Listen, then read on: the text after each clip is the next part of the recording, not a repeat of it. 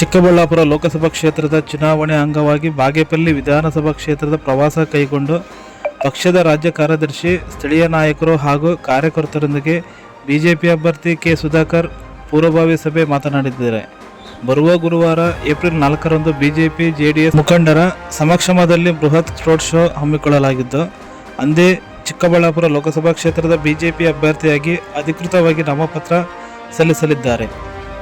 4ನೇ ತಾರೀಕು ನಮ್ಮೆಲ್ಲ ಕಾರ್ಯಕರ್ತರು, ಮುಖಂಡರುಗಳು, ನಮ್ಮ ರಾಜ್ಯ ಮಟ್ಟದ ನಾಯಕರು, ನಮ್ಮ ಕ್ಷೇತ್ರದ ಮಾಜಿ ಸಚಿವರುಗಳು, ಹಾಲಿ ಶಾಸಕರು, ನಮ್ಮ ಪಕ್ಷದ ಅಭ್ಯರ್ಥಿಗಳು ಈಗೆಲ್ಲರೂ ಕೂಡ ಅದರಲ್ಲಿ ಭಾಗಿಯಾಗ್ತಾರೆ ಮತ್ತು ಸಾವಿರಾರು ಸಂಖ್ಯೆಯಲ್ಲಿ ಅವತ್ತು 4ನೇ ತಾರೀಕು ಮೆರವಣಿಗೆ ಮಾಡುವ ಮೂಲಕ ರೋಡ್ ಶೋ ಕೂಡ ಹಮ್ಮಿಕೊಂಡಿದ್ದೀವಿ ಚಿಕ್ಕಬಳ್ಳಾಪುರದಲ್ಲಿ.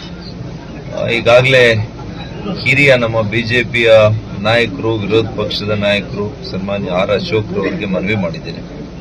ಅದೇ ರೀತಿ ಜೆಡಿಎಸ್ನ ಮಾಜಿ ಮುಖ್ಯಮಂತ್ರಿಗಳು, ನಮ್ಮ ಕರ್ನಾಟಕದ ಮಾಜಿ ಮುಖ್ಯಮಂತ್ರಿಗಳು, ಹಿರಿಯರು ಆದಂಥ ಮಾನ್ಯ ಕುಮಾರಣ್ಣವ್ರಿಗೂ ಕೂಡ ನಾನು ಮನವಿ ಮಾಡಿದ್ದೇನೆ.